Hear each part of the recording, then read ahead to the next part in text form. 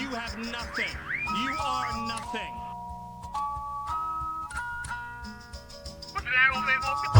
Know your past and know your future. You are nothing. You can build nothing.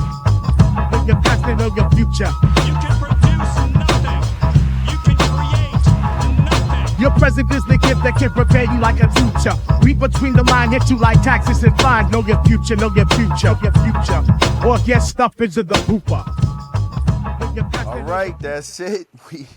We're back, and you know what it is. It's time for another one. My brother Abran Maldonado, we're here, and we have some fantabulous guests. Yes, I made up a word. I don't care. Some great guests with us today.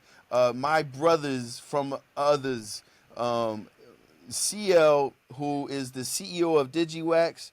My brother MIMS, of course you know he needs no introduction. And my brother Erik Mendelson, we're going to get into one of the top, if not the top, crypto real estate guy in the game.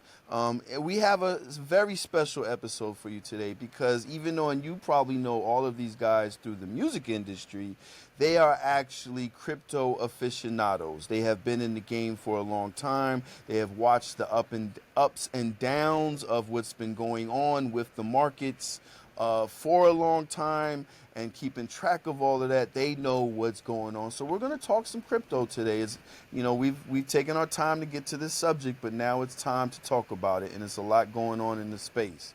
How's everybody doing today? What up, Tat? What's going on, my What up? What brother? up? First of all, thanks for having us on the platform. Sure. We Thanks for always being here. appreciate it. I know we talked in the past about doing this whole, and I'll show the shirt here so they can see the Hard Block Cafe. Yep. For those who don't know, if you know, It still you might know, happen. Still might pop off. we We'll just get want to there. help educate people in the Yeah. space and evangelize. That's the word I like to use. Evangelize people That's a good one. into understanding what crypto is and the significance behind how it's building new wealth around the world. So yeah, so thanks for having us on. No, thank you, my brothers, for being here. We really, really super appreciate it. Okay, so going back, right? Crypto started. Really, the code came out 2009, right? Somewhere started. The first accumulations started super happening in 2010. It was a different level of cheap. Some of us knew about it, but it was not the easiest thing to get. You had to literally wire someone in Europe or Asia who was a miner at the time. We didn't, or at least I didn't understand mining, didn't know what was going on there, didn't realize, well, shit, I could plug my shit up and get 50 fucking Bitcoin a block every 10 minutes. Like, think about that, right? Niggas was getting 50 Bitcoin every 10 minutes for plugging their computer up. And at the time, I could be wrong, but at the time, you didn't even need a miner. You could have did this shit on your laptop. This shit was Yeah, crazy, right? absolutely. I think in the beginning it was the Wild Wild West, and those that we would consider, they were called nerds or whatever the case is, geeks were literally winning because they were before the crazy GPU miners and everything we have now. They were able to take their laptops, put certain cards in there, graphic cards in there, and begin to get on the blockchain and start to help the blockchain. And the rewards were incredible. Uh, Incredible. and I remember back when you had to, you just couldn't get Bitcoin. You actually had to go and either meet somebody and sit next to them and wait, or that drug dealer was like, yo, this is how you're going to have to work with me, or whoever, however it was, to be able to even get it. And people didn't know what it was. But Yeah. shout out to my man, for me, it was a guy by the name of Jason Lewis that really Shout out to Jason. explained and opened up the world of blockchain first, and then what crypto as a reward system for blockchain really was about. Yeah. And we're here now. Yeah. Speaking of the drug dealer, that is how I first learned about it. I believe if it wasn't late '09, In my mind, it was because of where my mind sees the setting and where I was at. But it probably was more 2010 because of that's when the accumulation really started. But they came to me and said, "Yo, I'm a cannabis consumer," and they came to me and was like, "Yo," and this was way back, and the good stuff was $500 an ounce. And it was like you barely saw that. That was some Branson level shit that you had to go to some special shit to get. And they were like, "Yo, we can get that good shit for $250." I was like, "Where, nigga? What? Where?" They was like, "You just gotta go onto this dark web thing and then go to this website and then you gotta pay for it with this digital money. I think they call it Bitcoin or some shit. And then you pay for that. But it's mad cheap. And then you send them that and then they mail you the shit." And I was like, "Mail? Right. D- Right. Dark web? Super Sketchy. sketchy." I was like, "Oh, this nigga's trying to have the FBI come to my door. What the fuck we talking about here?" Right? But that's what first put it on my radar. And then from there, I started tracking it and was like, "Yo, this shit could be something. How do I get it?" And then my research found like, oh, you can wire somebody you never met before, right, on the internet. Mind you, the internet was valid at the time, but we was still in the, like CL said, in the Wild West.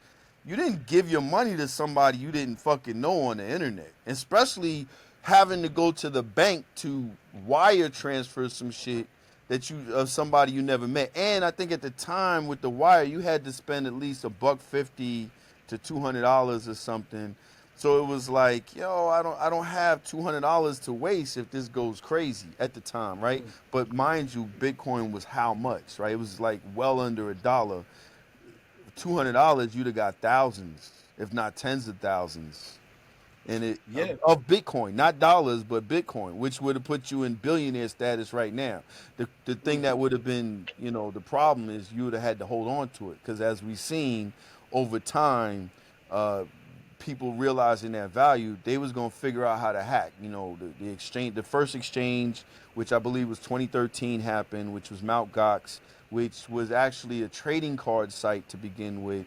That somebody said, "Yo, let me turn this into trading crypto," right? And then that's the altcoins had already started to pop out by 2013. I think XRP was already out there. Ethereum, I don't think actually came. Litecoin was out there. Ethereum didn't come to like 2015, if I'm not mistaken. But Litecoin, there was a Doge. I think was anything that replicated the Bitcoin code was already popped out there.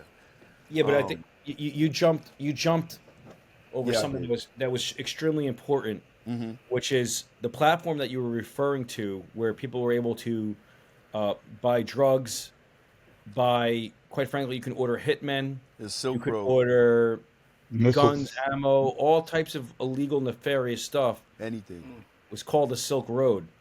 And the Silk Road was the first marketplace that actually accepted Bitcoin. So if you even understood and knew what the Silk Road was back then, you said for weed, for example, you were still way, way ahead of the curve. And the person who created Silk Road was a nerd by the name of Ross Ulbricht. And the FBI, CIA, whatever, raided him, his house, his business, and arrested him. And they sentenced him to 2 consecutive life sentences, plus like 30 or 40 years. And all Ross was literally a computer developer, a coder. When the government arrested him, and there's multiple documentaries on this on Netflix, by the way, and I recommend your audience to pay attention and watch it because it is kind of like the history of Bitcoin. It is. And when the government arrested him, he didn't have any drugs on him, no guns on him, no nothing. Literally, he was just a nerd and he was arrested.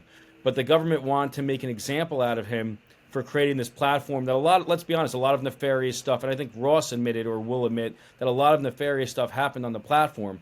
But he wasn't responsible for, he wasn't actually the one selling the drugs or doing anything bad. And of course, because they were a platform like Amazon, they were taking a piece, a little kibble of the action.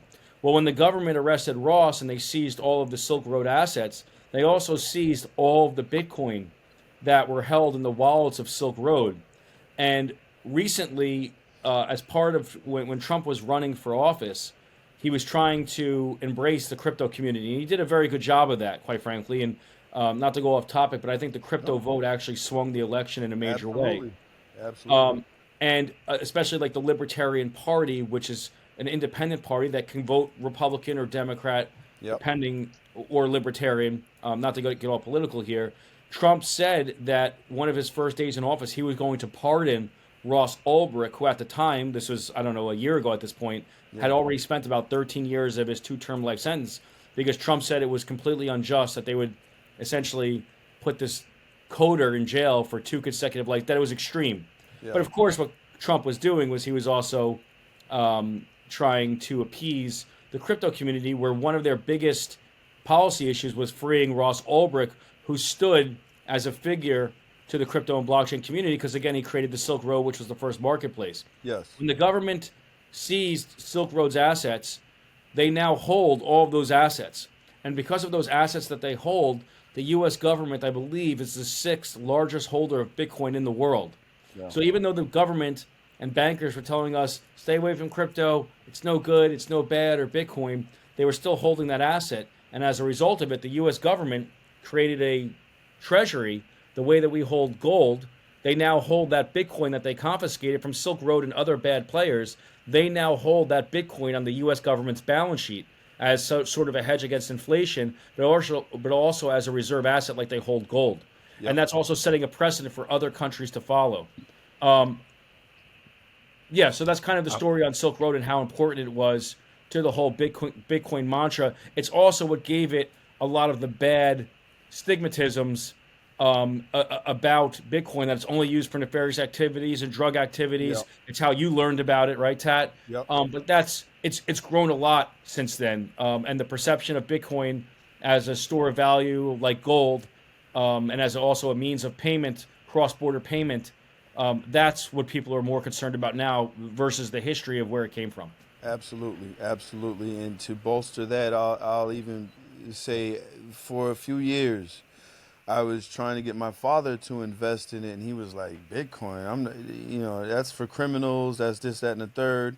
And I may not be somebody that is a Trump supporter, but absolutely he won me over with the aspect of like, if he comes in and makes crypto what it should be, right, how we look at it, of where it should be going, I will respect him for that, right? And he is taking those steps. I mean, of course, he's I have a question about that, though, lining his Ted. pockets along the way, but that's a different story. My question to play angel's advocate on that aspect is: do you think that having the government involved in cryptocurrency is a good thing for the actual future of blockchain and cryptocurrency? Because that to me is the underlying issue that we face today, where the creation of crypto was supposed to be something that eliminated that side from having the control.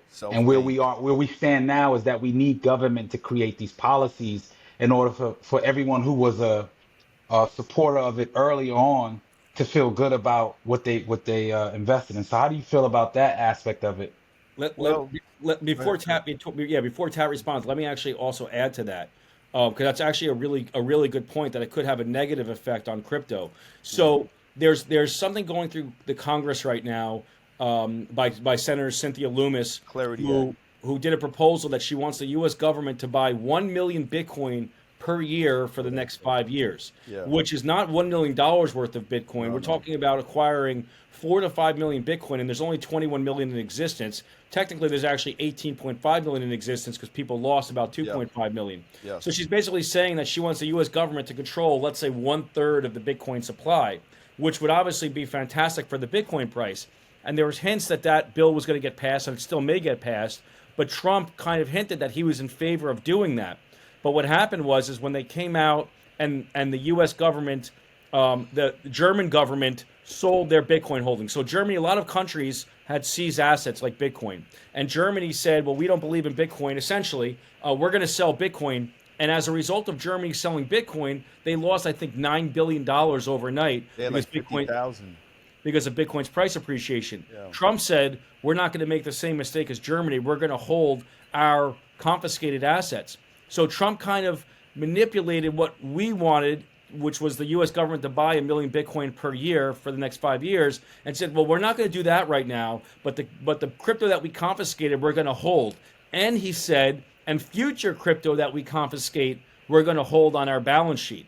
That scares the shit out of me, because now the government is going to say, well, they're going to have more of a reason to go confiscate people's cryptocurrency and figure out ways to prosecute people and take that cryptocurrency to hold on their balance sheet, when what they should be doing is contributing to the ecosystem and buying more cryptocurrency so that we don't get left behind other nations like China or Russia, who may be buying Bitcoin to hold on their balance sheets. We're not doing that right now. So, Eric, answer the question and straightforward. Do you think the government's involvement in cryptocurrency helps the cause, or does it hurt it? Depends on what the cause is. Do you want Bitcoin's price to go up? It helps.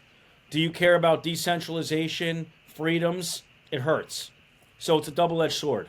Right. So to Mims's point, right?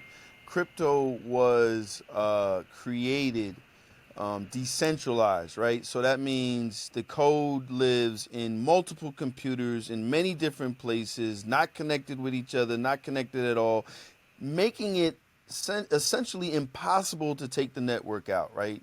Unless the globe loses electricity, like crypto and Bitcoin will always, decentralized blockchain will always have somewhere to live, right? And so the purpose of that was like, hey, you can be your own bank if you have this thing, this asset, sit there and live, and you can come and pay people with it and live on. And the more the people that get in on it, the bigger that it will be, and then you'll be able to self-sustain currency without the need of government interference, right? And that was how it was created and how it was put forth, and which created a mindset of what's called the maximalist, right? Where people are like, it's Bitcoin. Bitcoin can do everything. You don't need anything else. They don't like altcoins. They don't like any of the other things that have popped out. They want it to be this thing to move forward. But the utility that a lot of the altcoins have do surpass the usage of how Bitcoin can be used. So they are very valuable in the space. So like Eric is saying, it depends on how you look at it. If you're a maximalist, yeah, this is, trash. But if you're somebody that really wants, like us, really wants adoption, you do need these laws to happen, because you're going to have people like my father and our parents and grandparents and people that actually have acquired money through their lifetime that have more to spend to make it be the thing that we want it to be. You need that to be into crypto in order to have full adoption, and they're not going to be comfortable with a Wild West situation. They're going to be like, they're going to steal my money.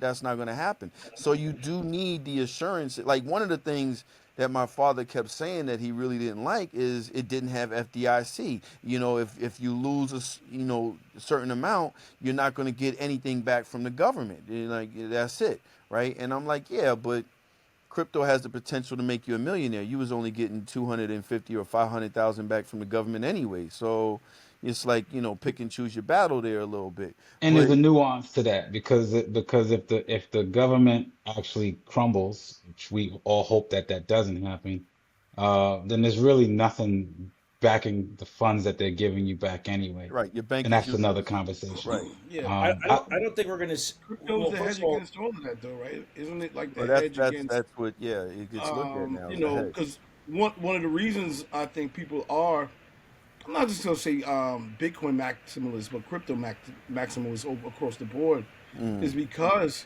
Bitcoin especially eliminates a lot of the old banking tricks that the banks played for a long time. Death. All of that stuff, the whole rehypothecation game, the double spending games. If we were to all go to the bank at the same time and draw our savings or our checkings out, the bank is literally not going to be able to give you that in cash. Facts. And we've been talking about ledgers and how those are being manipulated and used. But when you move to a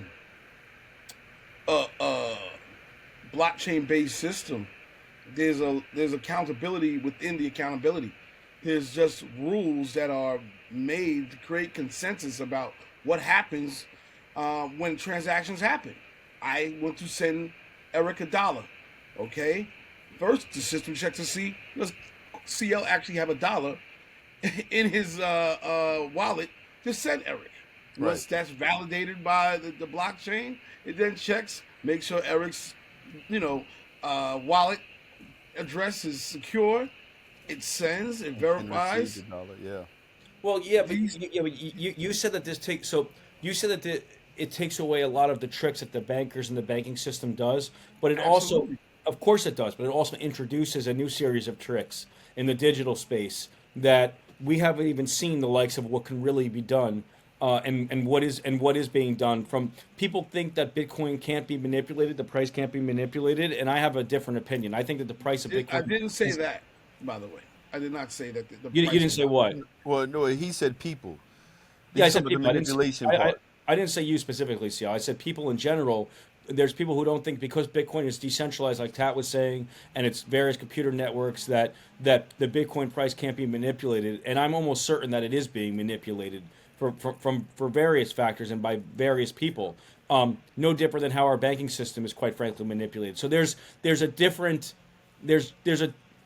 there's a different aspect of, I don't want to call it corruption, but there's different games that are being played with blockchain, with crypto, than there are with the banking system. The one benefit that we all have is that for the first time ever, we were able to front run the banks with this technology and with the adoption of Bitcoin. So if you're buying Bitcoin today, or ideally if you bought it a couple of years ago, you were ahead of the banks, you were ahead of central governments, and quite frankly, publicly traded companies that are now buying Bitcoin on their balance sheets. We were all ahead of that, and that to me was one of the most exciting aspects of getting involved in Bitcoin. Thanks partially to CL's advice of educating me on Bitcoin and on cryptocurrency. Was that for the first time, the layperson, and we're all lay people here, for lack of a better term, were able to be ahead of the banking system and be in control over our own destiny. So as long as we didn't sell when times were hard, and I don't believe any of us on this call sold when times were hard, we're all probably doing pretty well for us financially. You sold once, you said? Yeah, once. I do want to go back and touch on what you Regret said. I do want to go back and touch on what you said, Tad, about your father and the FDIC aspect. So for those who don't know, the FDIC, the government, backs bank accounts with deposits up to $250,000, I think $500,000 jointly. This is not financial advice. Right. So if we were to have a bank run or a financial crisis, like what happened in Cyprus or like what happened in Beirut, Lebanon, or what happens all over the world, that our government insures our deposits up to about, let's say, 250 to 500,000 in each individual bank account. Again, I'm not a financial advisor, so please double check on that. Right. And basically, what your father is essentially saying is that there's no assurances that if my 250,000 or 50,000 or 100,000 of crypto gets lost or stolen, that anyone's going to insure that. And he's talking about the government, and he's probably right on that. Although the government is changing certain things. Banks, for example, are now allowed to custody crypto, which means on your Bank of America statement, it may show Tat has $1 million in his savings account, but it may show that Tat owns 20 Bitcoin, which is worth, let's say, $2 million.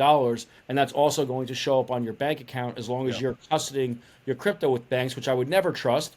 But in order to get people like your father and to get other people to adopt, the 99% of people who aren't into crypto now, or 70% of people who aren't into crypto, we need the banks to custody for them because they're just not responsible enough to self-custody for themselves. So it's changed a lot, again, within the last year about that. However, there are entrepreneurs, third-party companies that are coming up, because I consult with a few of them, that are coming up with insurance products for stuff like this. It's not going to be government insured, but you can get insurance. There's life insurance I see out there. There's property insurance. There's a whole bunch of different insurance companies that are out there that are trying to make the crypto markets, these decentralized markets, dare I say, more relatable to the Web 2 and centralized markets, for better or for worse. But to bring adoption to the space like your father, we need some of that bridging to happen. And it may not come from the government, and that's beneficial. If it doesn't come from the government, let's be honest, regardless of your political affiliations, do you really think the government that are the best stewards of your tax dollars and of your money? Right? Are they really spending your tax dollars how you want, where they fund wars and do a lot of other things? I mean, we're in debt by what, $33 trillion or something like that? 36 trillion. It's gone up since I last checked. That's my point. Are they really doing a good job with your taxpayer dollars? No. So Tat, you know, with me, whenever we have these conversations, especially you, CL, and I always like to meet people where they're at. I know that the conversation has been bridged around Bitcoin and the inception of cryptocurrency, but where people are at in today's space, and obviously just going off of what Eric said, a lot of people doubt cryptocurrency because they still think it's some sort of a scam. Yep. So I'm gonna ask a question because I know this is your platform, but you know I like to ask No, questions. please. If Yes. if we're meeting people where they're at, do you still suggest that they invest in something? And I use it loosely because none of us are financial advisors. Do you suggest that they start off in with crypto in regard to Bitcoin, or do you point them in the space of alt tokens? And that question can be answered by anybody in the space. I definitely point to Bitcoin first and foremost because at the end of the day, we know that is the proof case. Like we know that that's going to keep going up. We see the government making these laws. We see, like Eric mentioned, companies are not just putting it on their balance sheets, they're making corporate reserves out of Bitcoin and other assets. And so there are some alts that I will, tell people. Again, we all know, right? You only invest in crypto because of the volatility. You only invest in crypto what you feel like you can afford to lose at the moment, right? Because you don't want to say, okay, I got $100, I put it in, I'm expecting $200 right away or whenever, and then it goes down to $50 and you're like, yo, I fucking lost money. Okay, but relax because you're in this cycle that, we're going to talk about the bull run or whatever the case is, and you're in a bear market now. But guess what? When it gets back to the bull market, you're going to see $200 or maybe even $250. But don't get excited on that yet either because we're going to go through that cycle again and then it'll be $500. So I look at Bitcoin as, the gold, the store of value. That is something that you want to invest in and hold and maybe never, like, I'm at a point I'm never selling my Bitcoin. And I was just gonna say that. So this is what I want to say. Some people are going to look at Bitcoin as an investment tool, right? They're going to look at it and say, hey, I'm in it because I want to turn $100 into $200. And I think some people may approach it, and you should do your research. And when they look at things like Bitcoin or other cryptocurrencies that are out there, they're looking at it as a use case or utility just in case something were to happen. So, for example, just in case every government on this planet fails, Bitcoin is obviously that store of value that you can turn to and say, hey, there's some sort of value that this is backed by. So I think that you have to approach this space depending on where you got to meet people where they are. Most people in our communities, keeping it real, they don't have 83,000. I don't know what the price is now, 84,000. 86, I think, Which makes me cry, or by the under way. 86. 84, Well, I, 298. I wish I had 80. I wish I had $9,000 to invest right now because we know it's going to go back up. And in me personally, I feel it's going to go to $1,000,000. So if I was to get a tenth of a Bitcoin right now, that $9,000 is going to turn into $100,000 easy.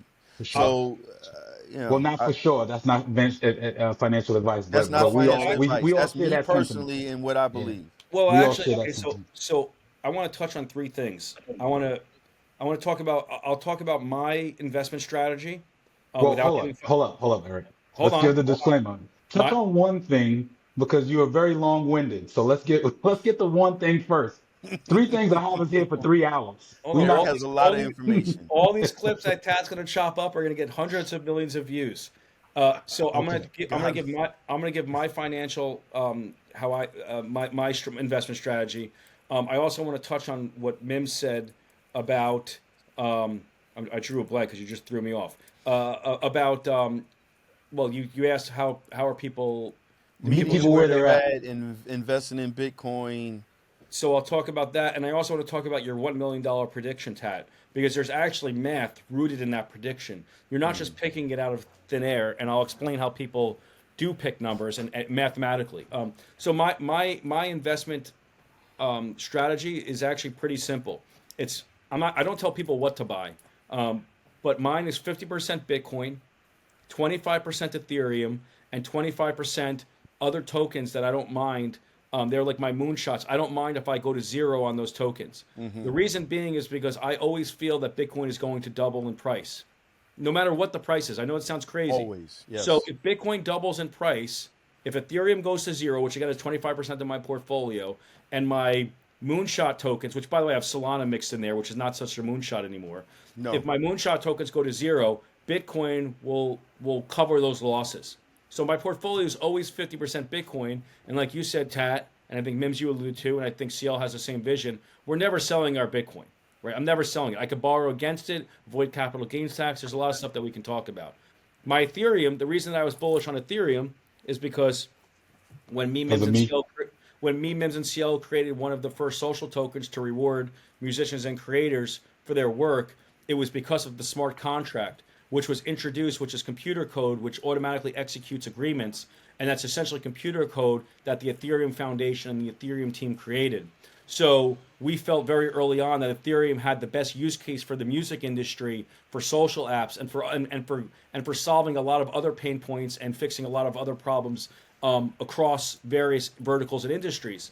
And that's been proven true because Ethereum still has the largest amount of developers that are building applications on top of Ethereum. There's not a very large developer community for Bitcoin because Bitcoin is not seen as like a developer protocol per se. It's seen as a store of value like gold.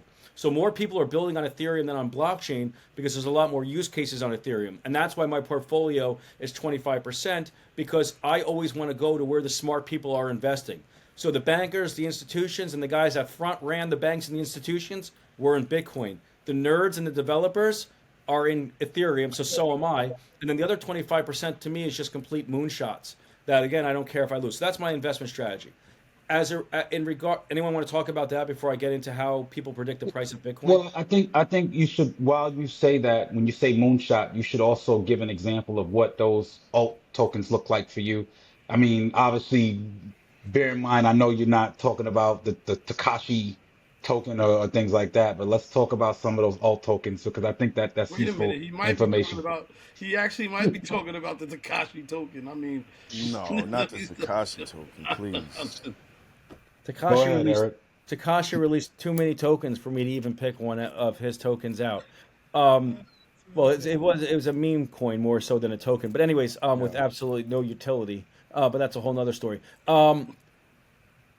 Well, I mean, I picked out Solana because I felt like there was a strong developer community there, and quite frankly, I saw the price was pretty low, and a lot of people were talking about it online, and I know the developers that are building on Solana, and they're some of the smartest people in the world, and I put my money where smart people are going, so I went there. But They have a very high transaction per second rate that the businesses find very, very attractive. Correct, and they're popular. Let's just be honest.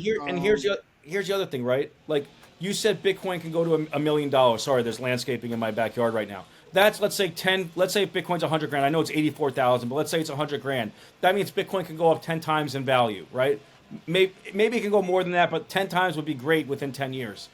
Ethereum will probably go more than 10 times, and Solana and these other alt tokens will probably go up 50 to 100 times. So that's why 25% of my portfolio is in these other tokens, but I don't just throw them at a bullseye and hope that I hit. I actually go into projects and things that I believe in that I think actually have a real use case, like a Filecoin, for example, which is essentially the Amazon Web Services of the blockchain space. Like, who doesn't need decentralized storage for their applications that are significantly cheaper than Amazon Web Services and all the other storage platforms? Absolutely. So Filecoin, for example, is one that I would bet on right now. Not financial advice, and there's definitely other ones. But again, I look for real use cases behind projects, not just things that the community is talking about because they're trying to steal money from people. No, that's not what I do. The shilling. That's what it's called, shilling, when somebody, keeps repeating, oh, you should get this, you should get that. But really, they just want you to put in so they can take from the top.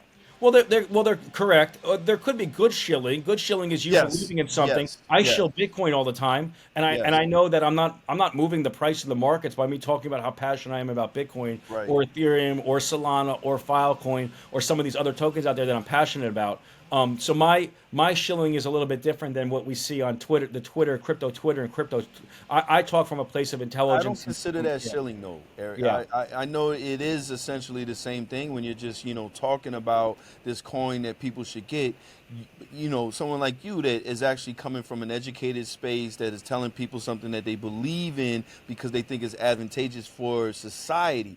it's the people I consider shilling is like, yeah, like, yo, this meme coin is gonna be the coin that changes the game. At some point, everybody's gonna use it. Da da da. But meanwhile, there's no development on it. Even if there is development on it, it's an ERC20 token. How much can it really do? Because it really needs Ethereum to do some of the labor of it. It's like, you're telling me stuff that's not true. And I consider that shilling. But yeah, essentially. You know what's crazy in 2016, 2017, and 2018 when MECL and MIMS were exploring the release of our own token? Back then, it was considered a security if it didn't have a use case, meaning the token, it had to be like a Chuck E. Cheese token, where, I know that we all have kids, and, I think MIMS has the only child who's old enough to still go to Chuck E. Cheese. But when you go to Chuck E. Cheese and you give them $5 or $10, they'll give you $5 or $10 of Chuck E. Cheese tokens, and those are the tokens you have to use in the video games. You can't use a quarter or a dollar in the Chuck E. So that Chuck E. token has a utility in the machine. And back then, the government was like, well, if your token that you're releasing doesn't have a utility and it can't be used within your ecosystem and your platform, then what you're essentially doing is you're selling an unlicensed security to the public, and you're in violation of that. That was kind of how it was. We were operating in a real gray area. Now, with meme tokens, it's so crazy. The government is like, you can release them. They didn't specifically say it like this, but Trump released a meme token, and it was like, if you release a meme token, as long as it doesn't have any utility, you're not breaching securities laws. As long as the public knows that they're basically buying something that's worth shit and has absolutely no utility, if they want to buy it like a baseball card or whatever that has, then so be it. Right? And then, of course, the argument is, well, baseball cards are going up in value, so there's no difference between baseball cards and tokens. But that's a whole other conversation that we can have. So it's so crazy the way the dynamic has changed within just the last 5 or 6 years. And by the way, it's probably still going to change. But I think that brings up a good point that CL and I and you and we all kind of always talk about is how do you build in the industry that we come from, because we're all in music, we're all involved in music. How do you build things in the music space that are necessary? So we talk about like the world of social tokens, right? So these are things that are built on top of these protocols. So you go to like a Ethereum or Solana and you start to build out what we call social tokens that can have additive value. So for example, for me as an artist, if I'm releasing a project and I'm going in the studio to cut some new records, I could release a social token that helps me reward my community.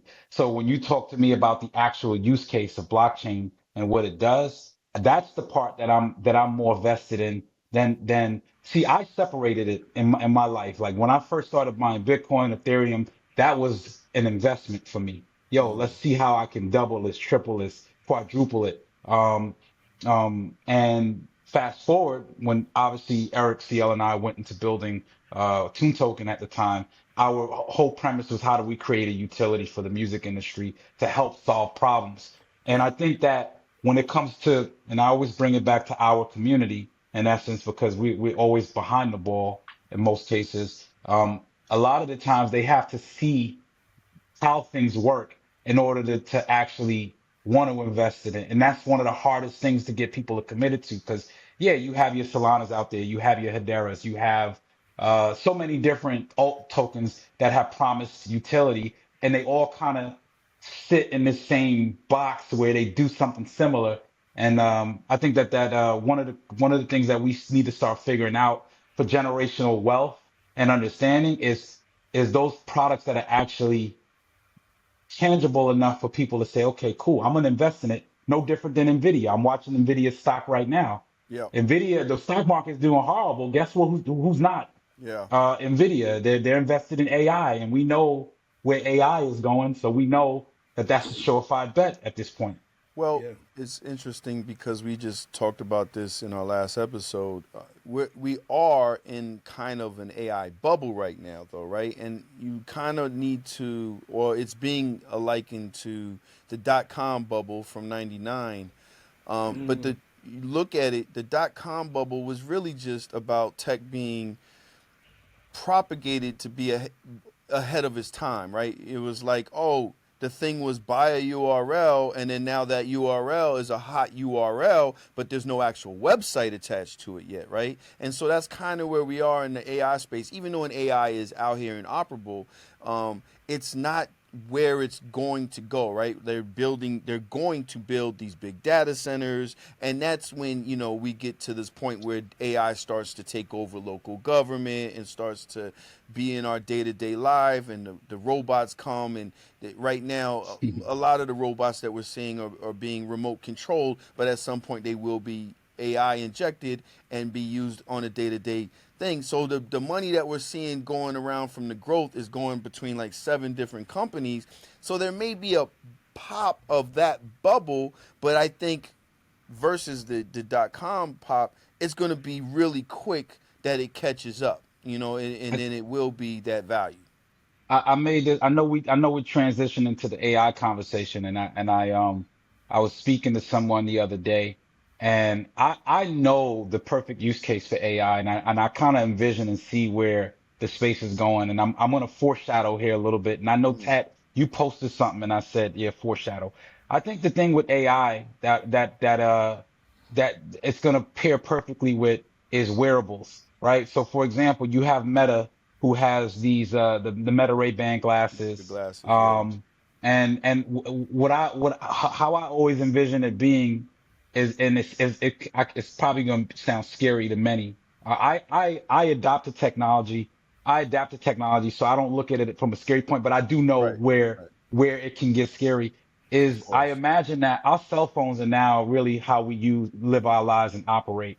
But at some point in time, wearables are going to become those things that replace the cell phone, right? Yep. And then if you look at what Meta is doing with the AI glasses, with their glasses and incorporating AI into it, what it really is doing is it's making the human smart, and super dumb at the same At the time. same time.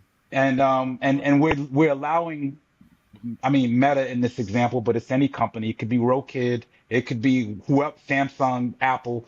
We're allowing them access to what we see every single day and what we envision every single day, and they're going to be able to compute this information Data. Yep. and use it. I don't say use it against us, but use it No, no, no. to understand our every move. And that's where AI is going to get really scary, but also very interesting. It's Well, also sorry, see, Go ahead. real quick. As I've learned it from Abran, right? Understanding what it is. AI right now is just about being predictive, right? And so we also know that all of the data that is online already, like all of it, has already been used to train the AI, which is why that predictiveness seems so intelligent, right? And to your point, we're at a point now that we are the people that have to continue to train AI to get it to that next point, or even eventually what's called AGI, which is artificial general intelligence, where it actually seems sentient and is thinking out ahead of time, not being predictive. And to your point, those devices are going to be the necessary piece in order for us to train day to day. They're trying it now. Like, look, Sora, OpenAI dropped the Sora 2 model. They dropped it as a social media app where they want you Hmm. to create with your friends and all that, because they feel like if they can get people in there creating every day like social media posts, then that's a level of training that it can give the AI. And but those devices will absolutely be necessary to continue that training going, that makes that predictiveness so crazy that, like you say, is going to be scary. I think the glasses are going to be a first step, but I think it's going to come down to like a pendant that you Of wear, course. because the phone now listens to us nonstop. It just doesn't take action. That device that you eventually have will also listen to us nonstop and take action. And the next thing you know, you mention, oh man, I kind of want a tuna fish sandwich.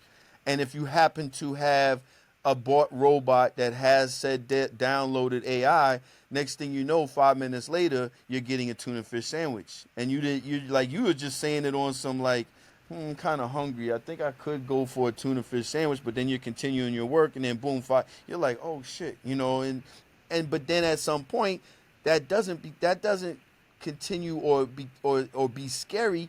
It becomes is your expectation, and it's Hmm. how we just expect to live life. Crypto. Isn't that the entire way like we're living now in terms of crypto and blockchain and AI is literally monitoring and storing our whereabouts movements almost 24/7. And that's why I think, even with crypto, just going back a little bit, it was always about data, and following everything that we do, and putting it into one blockchain or another, which will tie back into AI, which will do exactly what y'all are talking about. So I think it's going to be, and we're as a society, we are very accepting to being lazy. Therefore, as the glasses or the glove goes on, whatever it's going to be in the future, um, we'll accept it willingly. We will willingly be doing that. The question is, will it be decentralized, or will the data be in the people who are running the world's hands Yeah, exclusively? And that's where we're at now. Like, that's where the blockchain and the decentralized world and the centralized world, that is, what side are you on? I like Well, the decentralized. You want to get into it? That's where well, I'm into. Like, I agree. I think the decentralized is very important, but I think we're at a point now, and I think Eric said it earlier, with the need of how the government regulation is going. Even having a decentralized blockchain is starting to have a centralized choke point in order for that adoption to really happen. So, in a way, it matters, but it doesn't matter. People like us are going to go through the decentralized way of doing things. We're going to buy directly on the blockchain. We're not going to go to a bank, or we may go to a centralized exchange like Coinbase. I love Coinbase, but I'm not. But I also like my father, right? Bringing him back into it, and he was like, "I don't want to do that. It's not this that."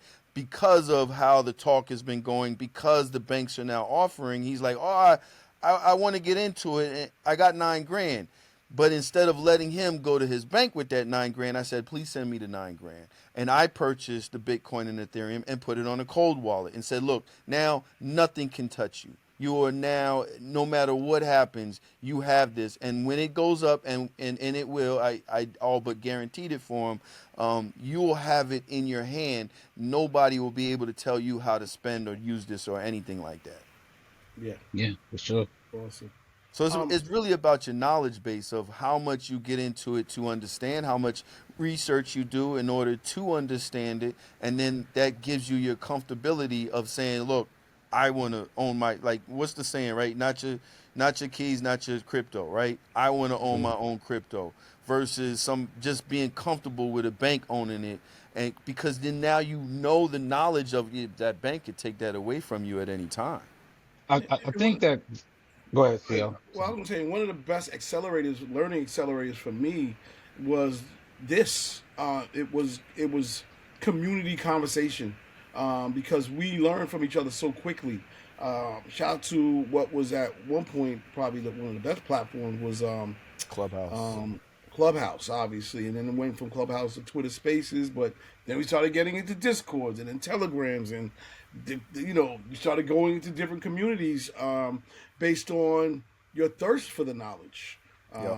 So I do think that, like, your dad, my mom, my aunts, and other people, um, when you learn from the mainstream, you're gonna probably get a little piece of it, and it's probably gonna be with a little bit of their direction that they, or whatever their agenda is.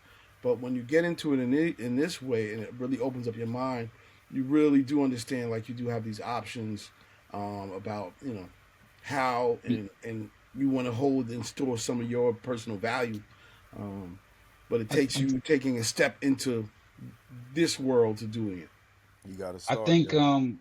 for me, I think I'm gonna have a real general conversation with people, and I think it relates back all the way to the inception of my career and with Eric and CL being there to guide me in the early stages of my career and seeing where technology was going, not necessarily being focused on physical CDs and understanding that MP3s at that time was going to be a big thing.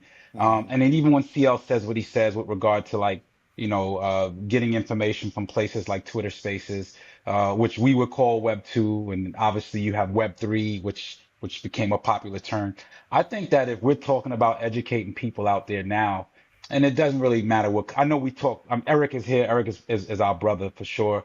It doesn't matter what community you come from. Obviously, I like to see my community thrive and where I come from. I think it's really just about understanding technology in a whole, right? Because that's really what this conversation is. Whether you are into crypto, whether you're into AI, whether you're into understanding how investments work, the reality of it is that you just got to follow and understand what technology is. And you can have, there's two options I feel like people can have in life, right? The first option is you follow technology to a T to where you understand every nook and cranny of it, or you don't, right? So there are people who don't buy into technology who are still on that, hey, I need my box Chevy with the muscle engine. I'm not going to go with today's technology. I don't want a Tesla. I want to deal with American muscle. And I Yep. think that those two worlds are going to be able to coexist. But if you're walking that gray area, you're going to get swallowed, right? Because at some point, technology is going to be so far advanced that you're not going to understand how to utilize it. And then for those who are kind of creating that bunker lifestyle where they can go disappear,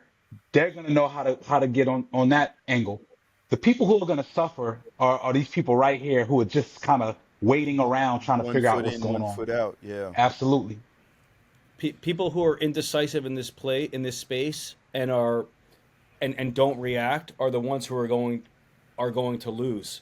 CL was probably the earliest technologist that I actually had like a real friendship and relationship with when he created Digiwaxx to service DJs globally with MP3s. Now Ahead of his time. this may sound corny and outdated, but we're talking about 2003, 2004 when the iPod was basically just introduced. And he was way ahead of his time. This is when I was interning at Hot 97 that I learned about what CL was doing many, many years ago. Well, it seems like many years ago. And I was completely scared of technology. And the reason that I got into technology and blockchain was when, and we've addressed this many times in the past, when we generated over $18 million for Capitol Records with MIMS' first two albums, and they ripped us off. Me, MIMS, and CL were scratching our heads because we were the good guys in the industry, and we were like, how did this happen to us? And MIMS said, well, we need to take our talents and our skill set outside of the music industry and figure out how we could fit into the technology space. And around that time was when the Web3 space started to kind of like bubble up and make a name for itself. Web two around that time. Well, yeah, it was Web2, but then Web3 a few years later. But it was Oh because yeah, my fault. no, Yeah. don't worry. CL, mute your mic real quick, CL. Your It's feedback came back. escalating again. Yeah. Yeah.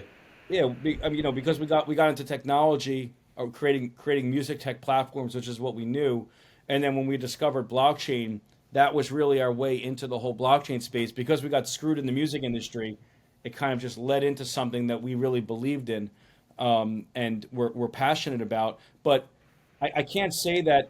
I mean, none of us are developers. Me, MIMS, and CL are not coders. I mean, Right. maybe MIMS and But do you CL. need to be these? We don't need to be. I mean, this is going into the futurist conversation of AI and music and all of this other stuff. I mean, Well, hold on. That's what I was getting into. Is that for any audience member out there who's watching, who's afraid to put their foot in because because they don't know what they don't know and they're unsure and they're scared.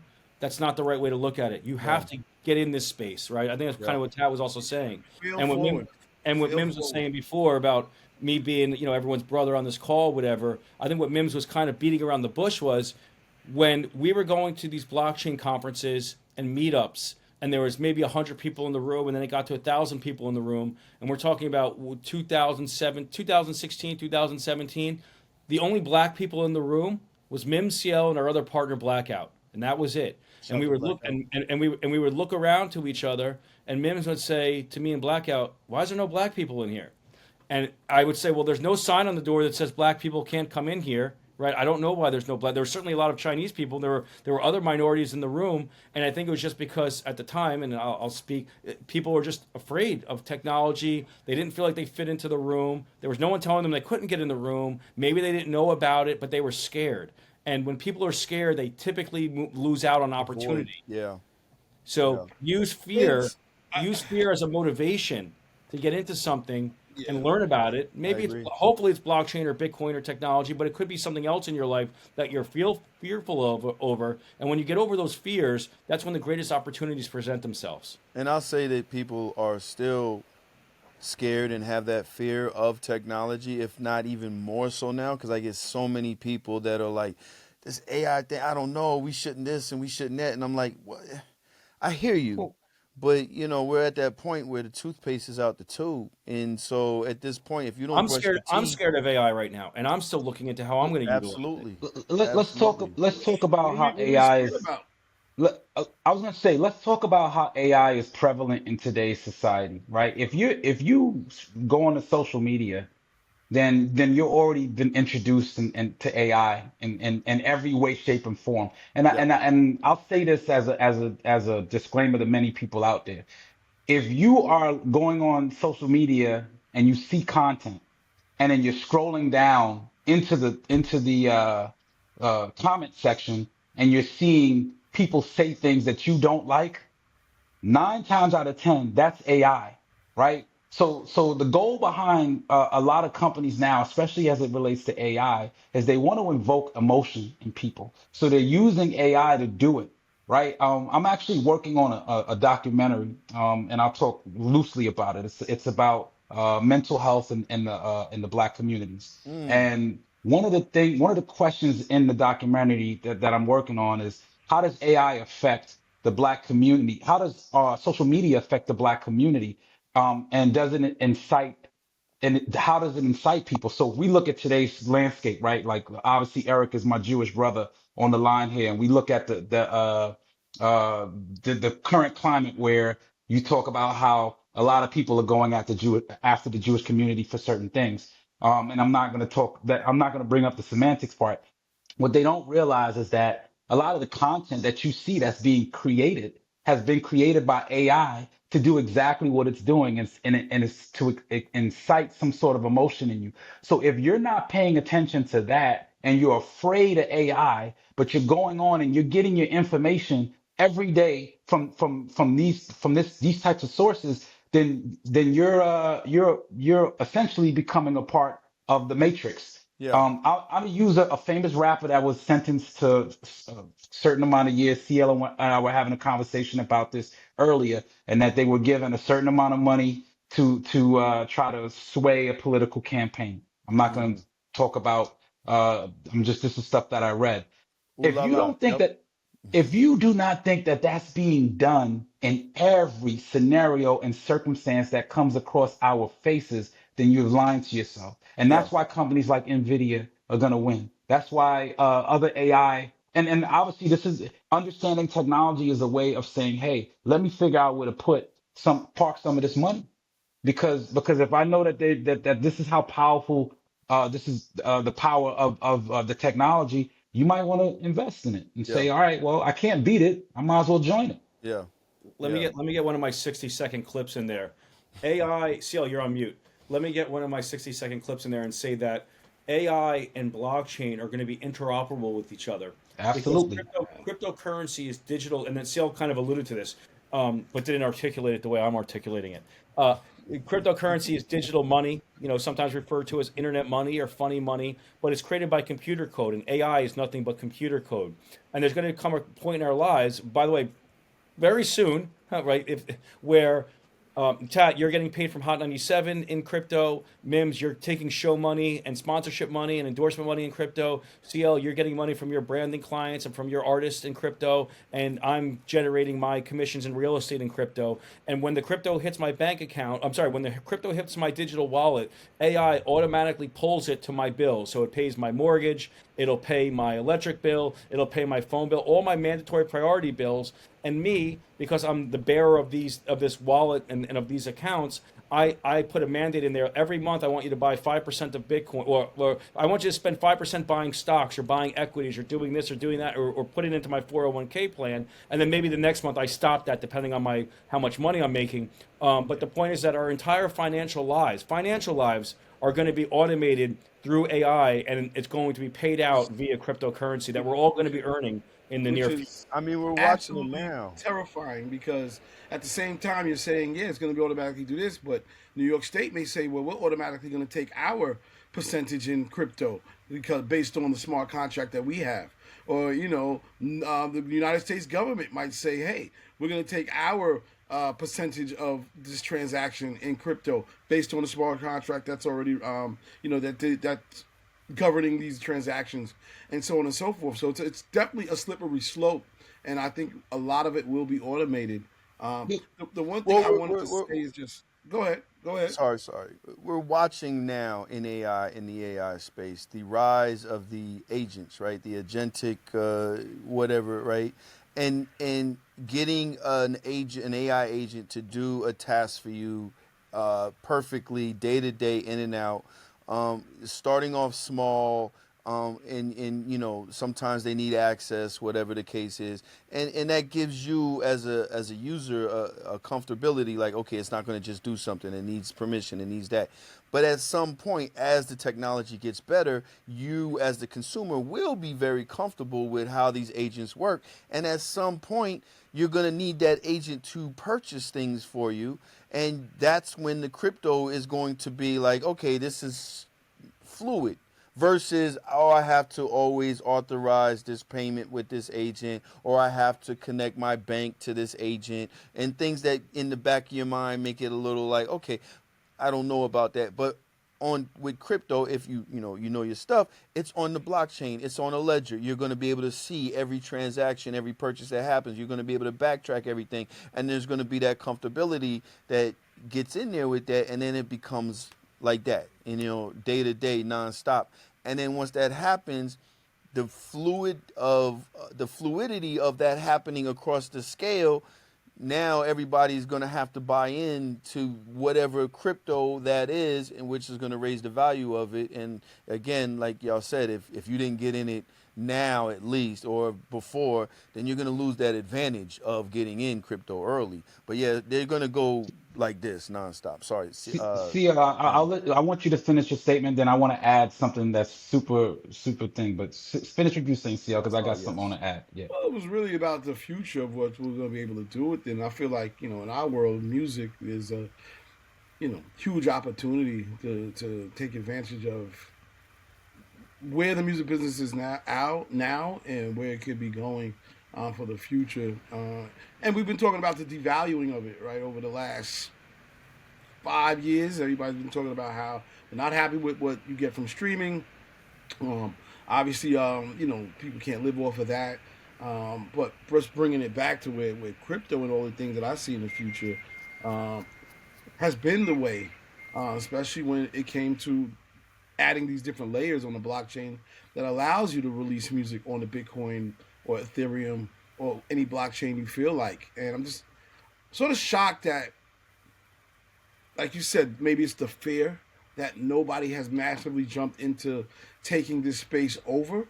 Um, Snoop dabbled in it and it went exceptionally well, but nobody ever really 100% committed to it because um, the 100 albums you could sell, for $1,000 in Bitcoin or vice versa each, could net you a pretty good tenth of the value of Bitcoin very quickly. Absolutely. And Absolutely. it's not about selling millions anymore. It's a community driven model that we know, but nobody's doing it. It's just baffling to me that we have not used this opportunity with all we know between, you know, blockchain and crypto clearly and all of those utilities, all the way over to the the AI. CL's gassing out over there. He's So putting me to wait, sleep. I'm so just so saying, so man. That's why I'm like, so wait, please. CL, mute your phone real quick because No, your yeah. stuff sounds crazy. But Yeah. I wanna say something that people are kind of leaving out. So like last week or maybe like 2 weeks ago, they announced the U.S. Mint announced that they were no longer printing the penny. Yep. Right? So where's Yep. the significance between this and cryptocurrency? And I tell people like, all right, they're no longer printing the penny. We know why. It costs them more money to make the penny than it is for them to disperse it. So they're no longer printing it. But what they're failing to realize is the actual real statistic, right? 41% of Americans don't use physical cash anymore.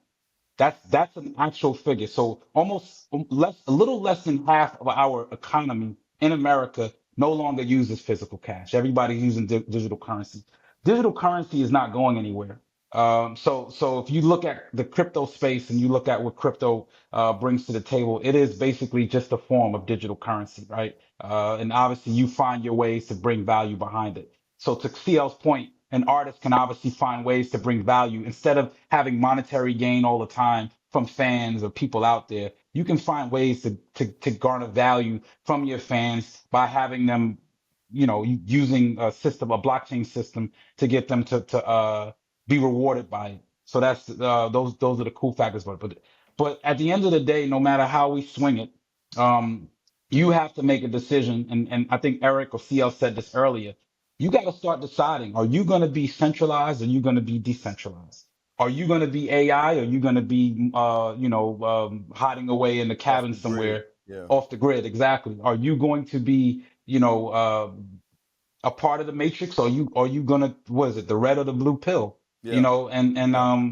And once again, I emphasize, if you decide not to make a decision, you just become a part of society. You They're you gonna. become you Sorry, get swamped. that Yep, conundrum that we just had on just said this. If you don't make a choice, they're going to make the choice for you. So yeah, absolutely. absolutely. Sorry, CL, you're on mute again. We keep muting you because of sound, but then you. Feedback. Sorry. Okay. Nah, I said you'll be in a box with sleaze. But but at the end of the day, man, Who's Sleaze? I don't know who that is. no, man. Right now I'm using AI. Shout out to my man Kawani and Claude, V0, Lovable. These platforms that allow you to pretty much just vibe code and recode. But what these things are doing alone in my everyday life, watching people build websites in front of me in 20 minutes that are fully functional, that need maybe a person to come and connect one or two things, which you could probably have AI do, is beyond. And if you're not seeing that now, yeah, you're going to be pretty much, you'll be paying $10 a month to Okay, me or all right. Still, somebody else for the name rest of your life. name one thing that AI is doing for you right now. I know you've seen it, but how are you using AI in It your has daily life right now? Claude AI mixed with other AI tools has completely rebuilt the back end of our site overnight, and it's phenomenal. It's also taking the ideas that I've had for other projects like Spin World and others, and not made them into a white paper, but actually taken the white paper and put it into functional mode right now. Shout out to So, Lovable. Shout out to B Not Zero. so what you're basically saying is that if there's other aspiring entrepreneurs out there that have an idea, which everyone has an idea, they're like assholes, that they can go play around with AI a little bit, spit their idea out into AI, and test the feasibility of their idea, or even maybe build their idea if it's software related. Is that what Yep. you're saying? Yep. Beyond. Yep. Beyond. That is Not to happening. mention, Absolutely. Tat mentioned something that is probably more key. We always say if you could have another one of me, I would be so much further. Well, when you mention the AI agents, um, you can duplicate yourself now, 5, 10 times over, to do things the way you would do them and do them right, the way you feel it's right, and not have the laziness excuse to it. It gets done, and Yep. that is You where a lot scale of people yourself. on a day-to-day basis, they're not really looking at what this stuff can do. Well, can you So please clone yourself in AI? Because I'd rather deal with your clone AI than you every day. Because Y'all are so crazy. so so I know one thing for me, like the use case, and I found, and it's funny. I was with Eric the day that I was showing him Gemini, right? I actually use Perplexity a lot more. They have a browser called Comet that I use that gives me a lot of information. So that's another plug. I don't get anything from it, but if you guys want to get into the AI space, you could look up Perplexity, look up Comet. And we were using Gemini. I think we were going somewhere. It was like, which coming up again, by the way, Art Basel. And we were in the car, and I said, man, um, we had a question about the case with Capitol Records back in the day, and Eric goes down this rabbit hole where he just can't forgive the record labels for what happened back then. So And I said, yo, Fuck still Capital happening. and still fuck Capitol Records. this guy here. Well, listen, whatever. Anyway, so I said, man, I want to show you something cool, and I think Gemini had just introduced the AI model that Wait, actually hold on. speaks to you. Why don't you be more specific and tell? You could tell us what you asked Gemini. Well, we were asking.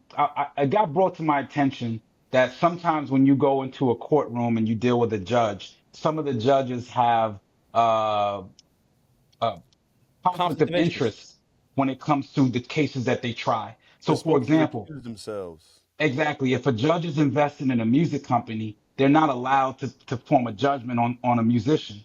Right. So what I did was I used Gemini and I said, hey, Gemini, can you look up, MIMS versus Capitol Records case and let me know the judges that tried the appeal. And they gave me By the way, on appeal, we had four judges, so it four wasn't one judges. judge. So Mims was asking Gemini to look up four judges. Go ahead. And it looked up all four judges. And I said, well, can you look into their financial disclosures and let me know if any of them had invested in any music Which is companies? public information. Public information. It took about 5 minutes. It came back and said, yes, we see so forth and so on had interest in this company. However, it's not a direct investment and it might have been like BlackRock or something. It's not a direct It investment was like an in the music ETF or company. something. It was like an ETF or something Yeah, like That that. makes it hard. That makes it yeah, hard. Yeah. absolutely. So my point to say is that you could utilize AI to find out information. You just got to know what to ask it and really what to plug into it. And I use it for that. For me, I don't use it to code, even though I think CL is spot on. Like how many calls we get, CL, you got that fan I don't blowing know on us why it again. escalates like that. Um, how many calls I get on a daily from people in my community? Yo, I got an idea. Yo, I want to build a website. And I say, well, I could introduce you to a coder. This would be 2 years ago. I said, I can introduce you to a coder, but if you just wait 2 years, you might not even need anybody to build that site for you. You might be able to do it yourself. And here we are. We are here at this moment where, like CL said, there's tools out there. Yo, here's the crazy part, and I'm sure I'm not the first person on this. The media space, not just as it relates to music and AI artists, but let's talk about cinema and video and movies and what AI can do in that space and what it will probably do in that space to destroy the actual movie world as we know. But there's It's a lot of happening. It's stuff happening that right now. is happening now, and there's a lot of stuff that if you have no money in your pocket right now and all you got is $20 to go pay for a premium subscription to one of these AI platforms, you can take that and try to flip it into something useful. I don't suggest people go into the art space. I'm a musician, and it's only right for me to say that. But does that mean that anyone's gonna listen to me? Absolutely not. So do what you got to do. Well, You know, this is something that I've said, and I think a lot of people agree because there is a lot of contention with AI in the music space, especially, but in the creative space. And it's like, well, don't let AI in, and I'm like, yes and no. Don't let AI be the creative, but let the creatives use AI. If you have a creative idea, you can get that done much faster or even scale it to get multiples out faster versus, you doing the same thing with a digital tool. Like if you use Photoshop or Premiere or anything that you use to create your piece, it's the same thing of using those tools. You just can't let it determine what is actually creative, right? So you can't just go and say, well, go make me a painting. It's just going to replicate something that it was trained on at this point. It's not, we don't have AGI yet. It's not thinking on its own. It's only going to give you something back that it was given, right? It's just it feels like it's crazy because you're like create something and it created and you're like, oh, but then if maybe you don't know that artist, so you think it created something, but it was trained on that particular thing. So yeah, it's you can as a creative, but here's the problem, right? That we've seen in the music space, especially people got a tool called auto tunes, then all of a sudden everybody thinks that they can sing or rap. And it's like, no, you're not a singer or a rapper unless you actually thought about how you're going to do this thing, and and then you use that tool to do this thing, and it made sense for everybody. But you just used the tool and said, "Oh, I did it." And it's like, yeah, but that's trash. You know what I'm saying? Like, there's a Hold on, difference. hold on. Let me I want to say, All of these trends start like that though. Like everybody sort of jumps on it, they run it to the ground, and then the real things sort of rise to the top, or they still moving. Like I mean, look at Sora and all of the madness that's coming out of that, right? AI platform, and I'm like, I'm already over it, and it's been a Yeah. month and a half. Or Well, the 2 social months. media thing they tried to do didn't work. People were like, "No, I'm not." if we go down the music AI rabbit hole, we'll probably be doing this podcast for another 2 hours. Well, well, So let me, we're not going to do that because I definitely want to bring all of y'all back, plus some other people in the music space, for us to have like a little round table on what's going on with music and AI. Yes, but I, all right, good, good. I'm I, glad that I, we're not. I, I'm glad. I want to say, Hold on. I'm glad that we're not doing that. But I want to address two things that Mim said. address one thing. Stop saying two things, man. Just one. I'm gonna address One two first, things. and then let Since somebody else Maximus speak. has something to say. Well, okay. I So want I'm to gonna. address 10 things before I Well, let anyone else all right. speak. Okay. So First is, all right, go ahead, Since son. Maximus. this I'm is gonna. why we need the Hard Block I'm, Cafe I'm pod. gonna. This needs to be a regular thing By the for way, sure. we have lost millions of dollars I know. because Eric does this inside of meetings. When we go into meetings, he does this. Hey, I just want to bring up 5 different facts, and I'm like, yo, well, before the meeting, I say, Eric, just limit it. Let's talk. But we love our brother Eric to death. It goes But so. this is I'm if telling you you It right now, know, goes if you something like know. this. It goes something like this. my, Hey guys, we really like what you guys are talking about. Let's do the deal. Well, hold on. Before you give us the money, let me fuck it Exactly. up real quick. All the time. so let me say this: any clips, Tat, that you clip from this interview, I guarantee you, we can make a bet right now that my clips get the most amount of clicks, responses, and views. This piece is a clip, guaranteed. This What, piece. yeah, whatever pieces you want. But so there's one thing that okay. So Mims, you said that you don't recommend people get into art. The fuck are you talking about? That's number one. And the Okay, second, wait, stop. Let me hold on, answer hold that question. Okay, I'm gonna answer that question. As a musician, I am anti AI when it comes to the creative process. It's just naturally I have to be that That's way. fair. that's That's not what you fair. But said. No, you said I don't hold recommend on. people get into art. But I'm gonna say this. Yeah, but that's what I meant. Relax, lawyer. What I'm gonna say this. What I realized is, so for example, I started doing these big concert circuits, right? And I'm gonna use this as an analogy. I started doing these big concert circuits, and 12,000, 15,000 people are showing up to these concerts. I did one last week in Arizona. Pitbull headline, Little John, Shaggy, Yin Yang Twins, myself. A few other artists. And the point I like to say is that, like CL said, there's going to come a point where it's going to dilute itself so much that people are going to go back to wanting authenticity. They're not going to want the fabricated AI art installation or musician or whatever. They're going to want to feel that grassroots element to it. That's all. I literally am a contradiction. I'm pro technology and I'm pro artistry.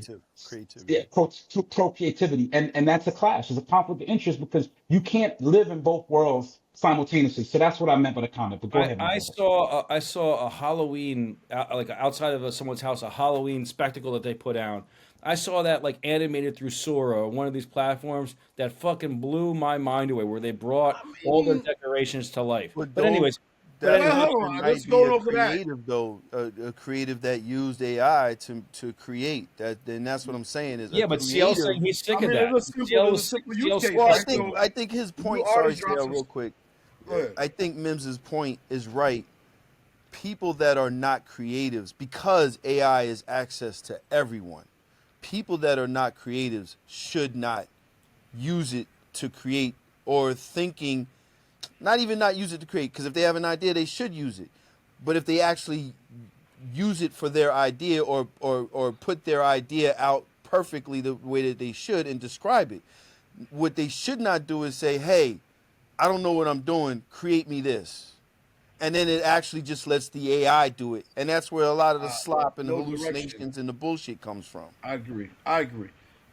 I will say this is, we're creators and people who don't create or whatever. Um, I see a great use case for it in the music business. Simple use cases. One, artist makes a new record, it's a fire record. Normally, one of the tools we'll use to try to get more attention is a lyric video.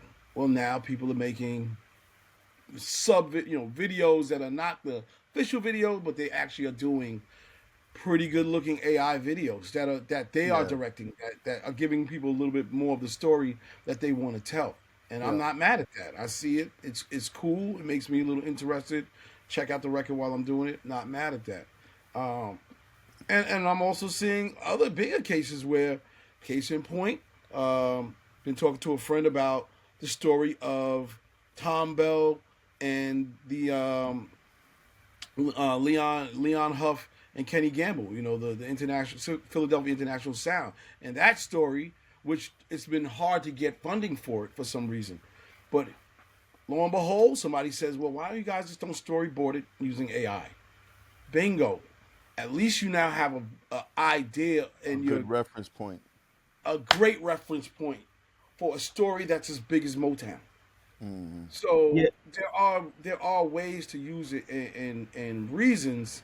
I think the abuse of it, when people are just putting BS out, it dilutes everything. But there are some good use But cases. but even in the dilution, there's beauty, right? Because I think and I use an analogy for DJs. There are a lot of DJs that don't traditionally know how to DJ actual vinyl, right? A lot of people been in the digital era for DJing for a long time. I was going to However, say, ironically, the digital side of DJs is the ones that don't know how to do the basics of where DJs came from. so what happens? We find these events that we go to, and somebody might be spinning on vinyl, and we find the beauty behind it because the people who are there are still authentic, and we love those environments. That doesn't mean that it takes away from what a person is doing on the digital side. It just opens up itself for that authenticity to appreciate the art when you actually do see it. So I think two people benefit from AI, right? The ones who are really talented because they're always going to stand out, and then those who are understanding how to utilize the technology, right? So they're always going to stand out. But I know this ain't an AI conversation, but it actually is a It really is. great conversation for It today's is. space. It Yeah. is. Yeah. And we're gonna, like I said, we're gonna circle back. Get y'all, of course, a few other people from the industry and artists and creatives, and do a roundtable and really talk about it because we can say all day, don't let AI do this, that, or the third, but again, it's toothpaste. It's not going back in the tube, fam. hmm We're gonna have to figure out how to use it one way or the other, or And get before we left. leave, I don't know we're ending, but before we leave, I just want to say I've lost so much money with Eric and his I got five things to say scenario. scenario. So Well, we'll talk about that next time too. this is a good place to wrap. So let's go with what Yeah, are we'll talk about how much money I lost too by dealing with MIMS and CO. let's let's Oh, let's Let's boy. let's go let's with talk about the free some. money Eric got 2 weeks ago Yeah, for doing I, absolutely nothing. I don't even want we to go into this conversation. Eric we has will been need to squeezed. bring back the Hard Block Cafe on a regular basis for sure. Any last statements, Eric? Absolutely. I've certainly made these guys more money than they've made me. I gotta check the running tally. No, my last statement is I think that these discussions are necessary. I think for anybody watching out there, do your homework. And I said it when we sat down in person. Um, Yep. just take a little time to understand. Go comb the internet, get your information. Do your research, especially as it relates to the world we live in today in AI. Stop just believing everything you see, and that means both sides, right? Like some people may say we didn't go to the moon. Do your research. Figure Yep. out if we did or not. Don't just listen Hold on, did to we go to the moon? 20. I don't know. It might be harder to know now with AI in the space. I'm We'll not gonna figure it answer out that. eventually. That's a wild one. No, my last thoughts are, first of all, find yourself a community where you feel safe learning and learn from each other. You know, that's the way I really got a lot of knowledge. Obviously, it started with us, but I got a chance to dive into the different rooms and communities that are on X, X Spaces, or I think Clubhouse is still around, or whatever you It feel is. fine. It is. So Yeah. We're in I there feel every like Friday. that is a good Nerdland. Nerdland. That's great accelerator for all of this stuff, and you'll find some great use cases. You'll see the other people. People are breaking through. This is still the new frontier, so nobody has it figured out. Somebody's gonna be like, "Yo, I was testing this out, and it did this last night," and that one little bit of alpha information could put you ahead of a lot of people. Yep. So get into the spaces where we can learn from each other. I'm going to give a little alpha because I didn't want to end on snapping on MIMS and CL, even though I am the comedian in the group, and I definitely make them more money than they make me. I wanted to talk earlier about how people predict the price of Bitcoin, and it's tied to the price of gold, to the market cap of gold. So gold's market cap right now is $24 trillion, and as of, let's say, last week, before the market went down about 30%, Bitcoin's market cap was $2 trillion. The overall crypto market cap several weeks ago was $4 trillion. It's down to $3 trillion right now. But let's say hypothetically Bitcoin's back up to a $2 trillion market cap, and gold is a $24 trillion market cap. Well, we know that Bitcoin is fixed in the amount of Bitcoin that's out there. So we can do simple math calculations and say, if we think that Bitcoin can achieve half of gold's market cap, not take away from gold, meaning not have And investors leave gold and go to Bitcoin. And just Bitcoin, not crypto. Correct. Right. I'm just talking about the price of Bitcoin, which, by the way, pulls up the entire market, as we all know. Absolutely. Alternatives and et cetera, at different levels and at different rates. But if we believe that it can achieve just half of gold's market cap, since Bitcoin is considered digital gold, it's a store of value, just the way gold is. That's why the U.S. government is holding Bitcoin the way that they're holding gold, and other countries are holding Bitcoin the way that they're holding gold. Is if Bitcoin's $2 trillion and gold is 24 trillion, that means that Bitcoin would have to be $12 trillion to equal half of gold's market cap. Well, that's 6 times the price of Bitcoin right now. Let's say Bitcoin's price is 100 grand. That's 600 grand. If you believe, as Tat does, and as I do, and I'm sure MIMS and CL do as well, that Bitcoin can achieve gold's entire market cap, not take away from gold, meaning not have gold investors leave gold, but have new investors, a new younger generation of investors come in, third generation coming in and buying Bitcoin, that Bitcoin's market cap will be $24 trillion like gold is right now, then that's 12 times the price of Bitcoin. Again, let's say Bitcoin's price is 100 grand, which it was a week or so How is ago. this a closing statement? That's $1.2 No, it's million good. per Bitcoin. What? Yeah. Yeah. Dude, That's how people value Bitcoin. If we're going to real predictions, not in the next couple years, but in lifetime, I think Bitcoin's going north of 10 million per coin.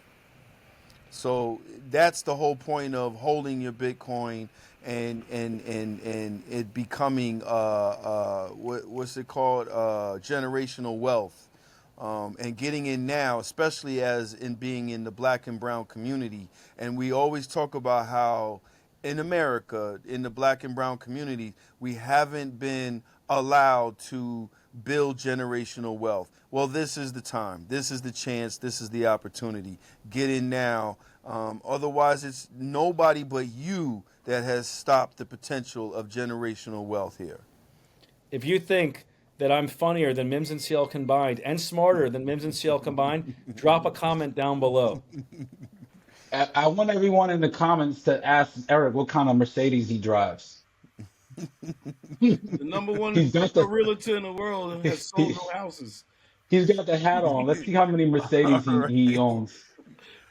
All right, guys. Until next time, we will have you back. I can't wait. Hard Block Cafe.